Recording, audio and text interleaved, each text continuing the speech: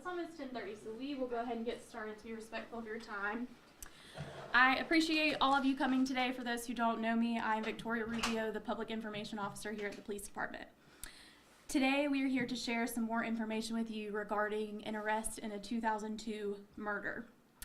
On October 13th, 2002, Miss Betty Moore was found dead in her home on Coltrane Avenue. Thanks to our diligent and committed detectives, we made an arrest last week. Ricky Cox is charged with second-degree murder. In just a moment, you are going to hear from a few people. Some of you may have received an email from me this morning with their names and spellings. If you do not have that, please see me after and I'll get you that information. First, you will hear from Chief Curtis Cheeks III. Then you will hear from Detective Dan Sellers with our Violent Crimes Unit. He is the detective who brought this case to a close. You will also hear from Miss Amy Solomon Russell. She is the daughter of Miss Betty Moore. We will leave time for questions at the end. Please keep in mind we will not be able to share many specifics about the case or investigation. The reason being we must protect the integrity of this investigation as we work toward a successful prosecution. And I will invite Chief Cheeks up.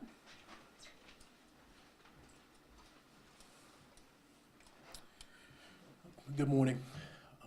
First, I'd like to tell you thank you to each of you for attending this morning.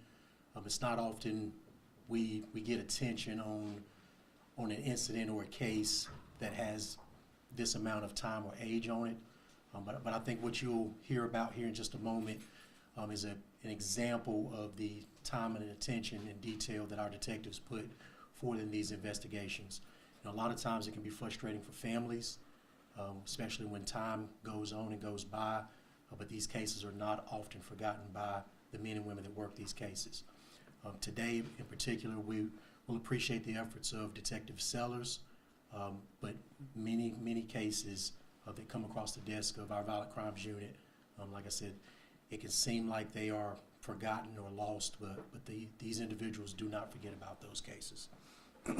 I'm grateful as the Chief of Police that we can bring closure to this case and provide at least some level of comfort and answers to Ms. Moore's daughter.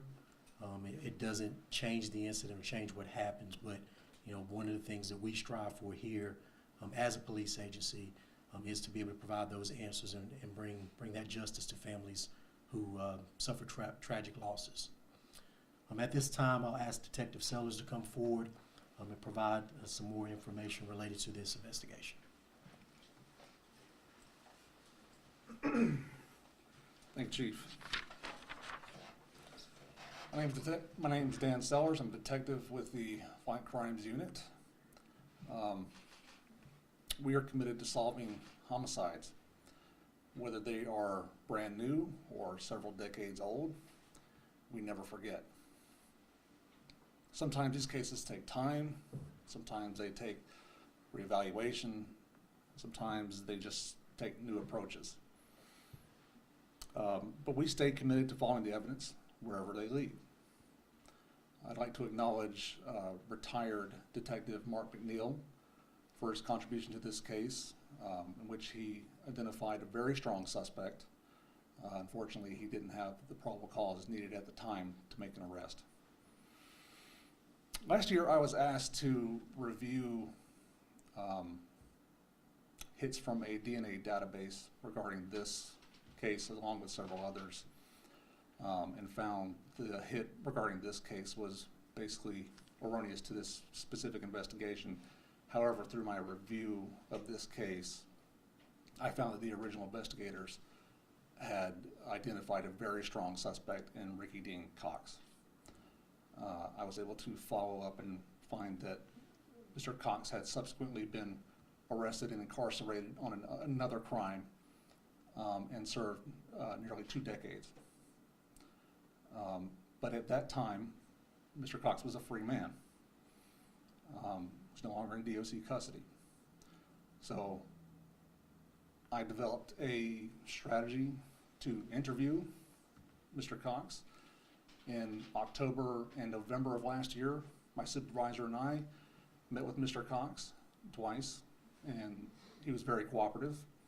And through those conversations, we were able to gain new information, which led the investigation further and ultimately to a criminal charge of second-degree murder.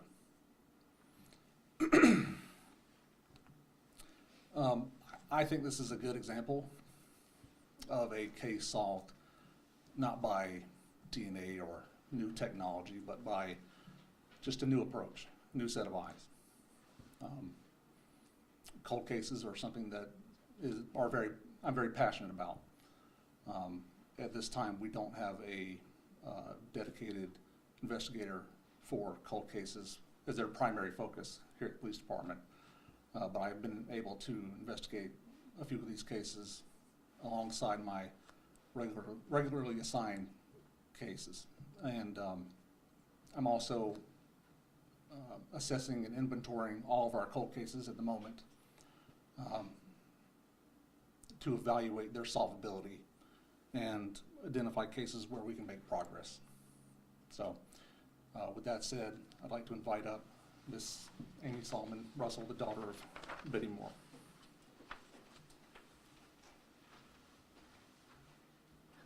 Most of all, good morning. I want to say that I thank God that because my mother was a woman of God that He killed. My grandma wasn't here to get closure because she died last year, but they both beside me, so we're able to get closure. I'm so ever thankful for Him because 2 years ago I called back about my mother and they still didn't have nothing. So now we got closure. We are very thankful. We are very humble. We're thankful what the police department did. It took some time, but we've been blessed. And for that, I cannot say nothing else. Thank you.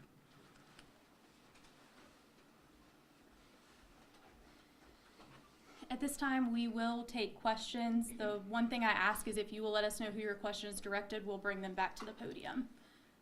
Paul? Ms. Solomon.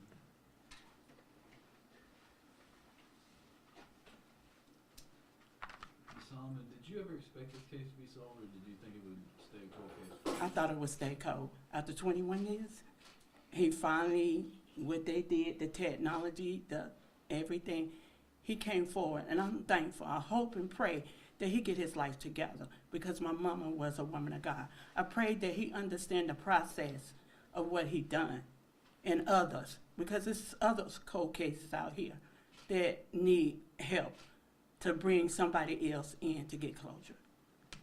Can you tell us about your mother?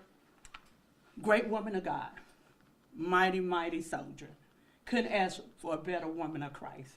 Always helping someone, always doing things that I wouldn't do, but she did it anyway. She said God had a calling and she was going to help her people, and that's what she did. How do you get through these last 24 years, these last 20 plus years without your mom and not having closure until now? A lot of praying, a whole lot of praying. A lot of praying to my father that who would take a good woman like this. And God did it. He took care of us. He took care of my grandmother. My grandma died this year.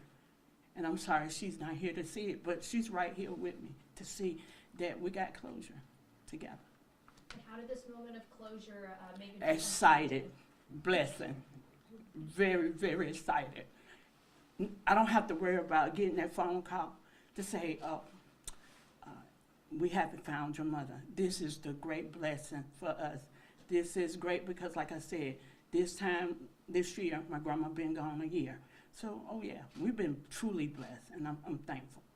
Ms. Solomon, do you know, did she know the man who killed her? No, she had no clue. We had no clue at all. Only thing we know that she always asked people, if somebody needed some extra money to help, she always helped them. Solomon, 24 years ago, it's a long time. I was 36 years old. What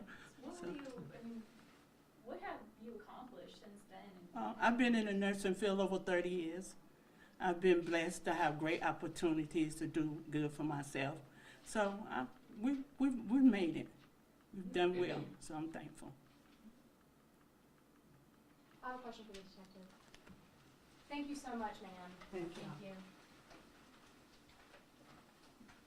Sarah, we hear about cases like this all the time where, I mean, obviously, the detective before you worked as hard as they could to try to bring that closure to the family, to the department. What is it about the fresh eyes and the fresh perspective that really helps in cases like this?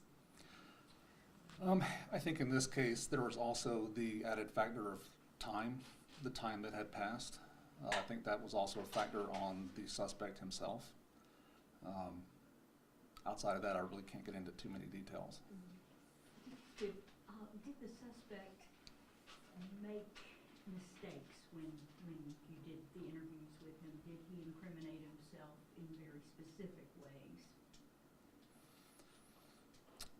The best I can say is there was new information obtained from our conversations. Outside of that, I can't go into any further detail about those conversations or interviews.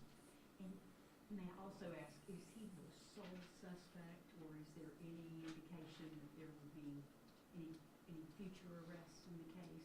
Yes, he is the sole suspect of this crime. So you say that it was really just the re-interviewing of that suspect. Were there just inconsistencies with his previous interviews, or was there an admission of some sort? There were other investigative steps that were taken in this case, but Ricky Dean Cox is no longer just a suspect. In this case, he's also a defendant now, which means he's entitled to a fair trial. And part of my responsibility as a detective is to maintain the integrity of the details of this case for a potential trial. So unfortunately, I can't share any further details about what was said in an interview with him. What does this do for your morale, other detectives' morale of maybe the whole department, the police department as a whole, to have something like this go cold, come back, and you got it, you have your suspect, you're going to a trial with it after so long? What does that do for just the morale overall? Maybe the chief would be a better person to ask this to, but I hope that it shows people that these types of cases are worth investigating. What did it mean to you to hear her words and Ms. Solomon Russell's words, and how much it meant to her, what you did for her? It meant the world to me. Is there a motive? That would, again, fall under the Yeah. other details, unfortunately. Sorry. Detective, could you please provide any detail about how Ms. Moore died? It's been determined by the Office of the Chief Medical Examiner that the manner of death was through asphyxiation. Chief Cheeks, can I ask a quick question of you? How rare is it to solve a case after 24 years? Is this getting in the realm of extremely rare? Well, oftentimes that group's their primary goal is 48 hours or less. That makes for great TV, but it's not always the outcome. So many times they do make charges or make arrests in these types of cases. It takes a little bit of time again to put everything together for the area of probable cause. But in this instance, you see a case that drew on a couple decades.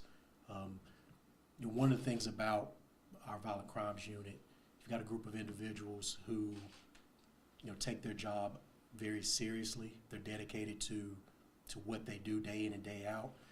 And so whether it's a new case that they're tasked with investigating, they're also looking at, how do they help and tie those things together. So their goal, I'm sure they would all tell you, is to make an immediate arrest, but they also know that they have to see it through prosecution as well. And that what oftentimes is what adds the time to it. Our previous detective had a very strong suspect, but reaching that point of probable cause, not just to make a charge, but to make sure that there's a charge that could be followed through to adjudication. So that's their goal. Their goal is, again, not just to make an arrest, but to make sure that when it goes to court, when it goes to trial, that person can be held responsible, because the heartbreak for a family to go through those initial steps and not see that complete closure would make that crime even worse. I have another question for the detective. I'm sorry to have you keep going up. Thank you.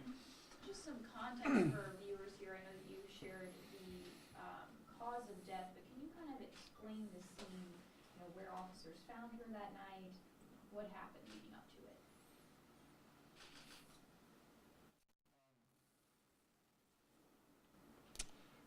Ms. Moore was found at home. She did not come to church that Sunday, as she was expected, and was found in her home, I believe the following day or later that day, by friends and family. And we'll take 2 more questions if anyone has one. Deb Seller, you said that you guys use a new approach, you know, without DNA or technology. How will this help you guys identify these type of cases moving forward? Identifying these types of cases moving forward, I'm working on assessing all of our cold cases currently, hoping to use a solvability matrix to identify which cases have a higher potential to be solved. Again, that's in light of this case being brought to a resolution. Sure, yeah. Detective, was there any evidence of robbery? That would be another detail that I can't give at this point. Thank you. Thank you. All right, thank you all. As I mentioned at the beginning, if you did not receive an email from me with the spelling and titles of everyone, as well as a picture of Miss Moore, please see me after and I can get that for you. Thank you all for coming.